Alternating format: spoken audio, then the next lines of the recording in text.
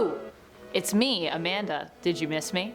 That was my terrible attempt at a jump scare, by the way. I hope you enjoyed it. Sorry about that. Jump scares are integral to the game mechanics of the Five Nights at Freddy's franchise. They are a pillar these games were basically constructed on, and we will be worshipping said pillar in this part 3 to our top 10 scary William Afton jump scares series. Let's jump into it. Number 10, One Night at Springtrap's PowerPoint Edition.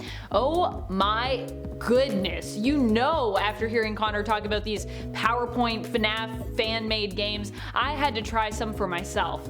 And so, here we go. I played one called One Night at Springtrap's, and I gotta say, for a PowerPoint presentation made into a game, I was actually kind of impressed with what they did. However, for a game, I was pretty disappointed with what they did and found the game to be kind of annoying. I guess because it's a PowerPoint. I mean, there are limited choices you have in terms of what you can affect in the game. Also, I didn't really get to see much of Springtrap considering that's in the title of the game. Granted, I didn't play all the way through, so maybe there was just a lot of Springtrap the closer you got to the end and I just wasn't there yet.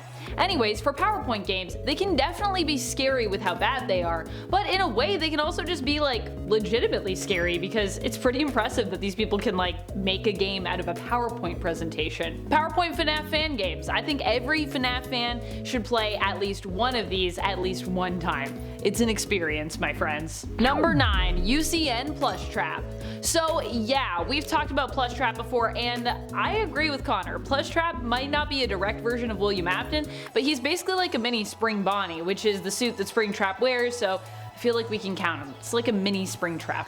Honestly, I would love to learn just more lore about Plush Trap and their story as well. What if they also happen to be directly linked to Afton in some way? It could be kind of cool if one of the deceased Afton kids haunted that animatronic, you know what I mean? Plush Trap has a jump scare and ultimate custom night in addition to their jump scare from FNAF 4. In UCN, it feels like Plush Trap gets even more up in your face, and even if the jump scare isn't prefaced with a mini game set in a dark hallway, it's still pretty scary. Also, for those of you out there who think Plush Trap isn't really scary because he's cute, I gotta say, I disagree with you. When it comes to doll-sized things attacking me, Chucky gave me some early on PTSD when I was a kid, so I will always be afraid of doll-like creatures that can attack you. I was the person who used to say goodnight to all my dolls and all my plushies individually before I went to bed because I was terrified of what they might do to me when I went into my sleep. So it doesn't matter the size, they freak me out, Plush Trap included. And friends, before we move on to this next spot, if you are loving this list and you want more lists like it where we talk about some of our favorite jump scare moments from the games, be sure to let us know by giving this video a thumbs up. Number 8, Springtrap's Revenge. This one is from a fan game that while I wasn't able to actually get it to run on my computer, it does look really terrifying. I couldn't find the right program to open the file, but I do believe that it is openable and that it is playable. I'm just not sure what program you need to run that game. Aside from it being slightly scary that this game simply didn't seem to work, the audio files and the visuals shown on the Game Jolt page for FNAF Springtrap's Revenge seem to imply that for those who can get this game to run on their computer, or when I maybe figure out how to get it to run, there are lots of scary moments in store featuring one of the most creepy animatronics of all time. Springtrap. Number 7, Circus Baby Ice Cream Scoop. Okay, so I know what you're thinking. Amanda, how is Circus Baby William Afton? What are you talking about? Well, yeah, okay, she isn't, but this was before she was merged with the soul of Elizabeth, and I would argue was kind of like an extension of William Afton, who had created her and for some reason had given her some other more questionable features, more murderous features. At least that's how the police seem to view it at the beginning of the game when they are heard interrogating Afton. When they're heard at the beginning of Sister Location, that is what I'm talking about game. Now, I'm not saying that Afton intentionally put Elizabeth in harm's way, but he was the one who likely programmed Circus Baby to be a killer and prey on children who were separated from the group for some reason, which in this case happened to be his daughter, which means in a way William Afton was responsible for Elizabeth's death, which means that the jump scare that happened that then resulted in her death was at least his fault, I think we gotta say. Even if it wasn't like him specifically behind it, even if it was a malfunction, he was still the one that created Circus Baby, and whether or not this had been an intentional thing. I imagine we'll never know actually what Afton's true motives were and if he wanted Circus Baby to attack Elizabeth or not, but Either way, I think he's involved. I think we gotta give the responsibility to William Afton, so I'm counting this jump scare as one of his. Number 6, Springtrap FNAF 2. No, Springtrap was not in FNAF 2. You didn't miss anything. You're not crazy, and yes, I do know that Springtrap was not in FNAF 2. However, with this fan-made mod, you can bring Springtrap into the game and have Toy Freddy replaced with Afton's Springtrap animatronic instead, which I think is a much more horrifying prospect when it comes to playing through FNAF 2. Springtrap makes every game a little more scary with just his presence, or more specifically, William Afton does. Yikes. I also imagine that fans of FNAF are likely only able to improve upon Springtrap's jump scare animation from FNAF 3 when building their own to be added into the games. Fans are just good at improving things even more because many in the community have the skills and the creativity to do so, and I feel like a lot of them have spare time to throw at this because they love it so much. FNAF fans, they can just be a talented bunch, so. Number 5, a blacklight vent repair Springtrap. So while Connor did already talk about Springtrap's jump scare being even more terrifying in the Help Wanted FNAF 3 versus the original and actual FNAF 3, and I gotta say, I agree, all jump scares are more terrifying in VR. Here, we're actually going to be focusing specifically on Springtrap's jump scare in the vent repair. Oh, so spook!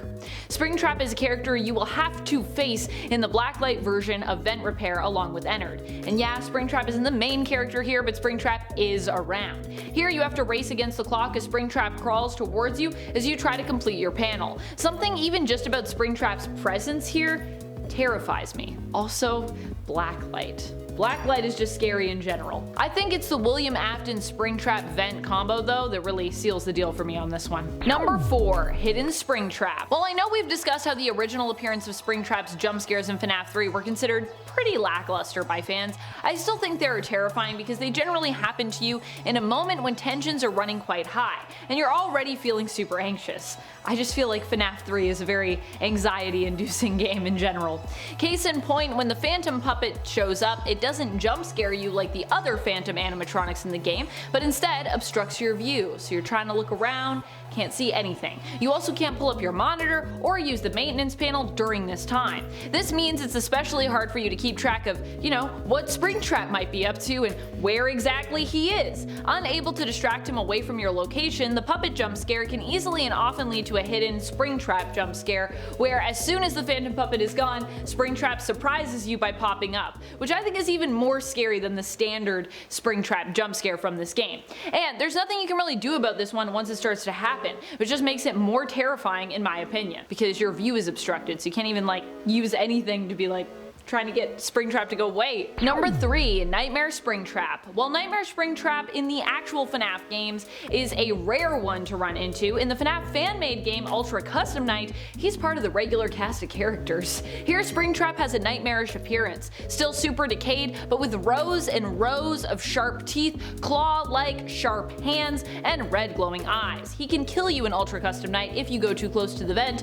where his hand has appeared. In order to get rid of him and avoid a jump scare, you have to switch back and forth between heat and AC unit multiple times. Number 2, Loading Screen of Horror. Okay, so yes, admittedly a loading screen is not necessarily a jump scare, but loading screens can be jump scare worthy, I think.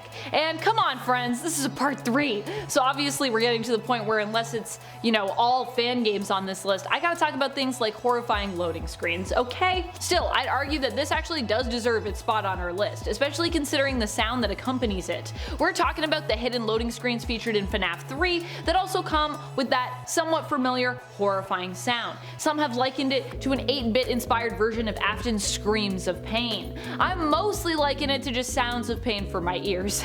It's not a pleasant sound, but obviously that's the point. The images aren't pleasant either and reveal Springtrap seemingly pulling back the top of the animatronic suit's head to reveal the decaying corpse of William underneath. Ugh. Number 1, Sneaky Glitch Trap. It's not a traditional jump scare either, but as I said, this is a part 3, so please bear with me here. Please just forgive me for this. Also, Glitch Trap is so scary, I had to talk about it. One thing I will say though, is this is definitely William Afton at his most scary. For me, at least. It's more of a lurk than a jump right out at you, so it's not as direct. It's not a direct jump scare. But still, it's super scary. This one comes from Help Wanted when Glitch Trap basically shows up to stalk you in the background. Each time he appears, he also seems to be materializing more and more and getting eerily closer to you. For me, this kind of slow burn of a creepy and inevitable approach is more horrifying actually. But how about for you? Do you prefer a traditional jump right out with loud noises jump scare, or a scare that is more about something that lurks in the background, just on the edge of your field of vision, and every time you look its way it seems to become more solid, more real, and more of a potentially deadly threat? Also, if we're talking about glitch trap and jump scares, I think we gotta talk about those transfer attempts, right? Oh, those are just scary in general. Especially if you get like stuck. I've seen people get stuck where they have just a bunch of them in a row. Oh my gosh, glitch trap's trying to take over your mind. What are your favorite William Afton jump scares? What do you classify as a William Afton jump scare? Do you wish we had some jump scares just of the OG William Afton, as he was before all the Springtrap stuff happened to him? Let us know your thoughts and feelings in the comments below. This has been Top 10 Gaming, and I'm your host Amanda McKnight, returning. I hope you enjoyed this video. Until next time, keep on gaming on. Pew pew!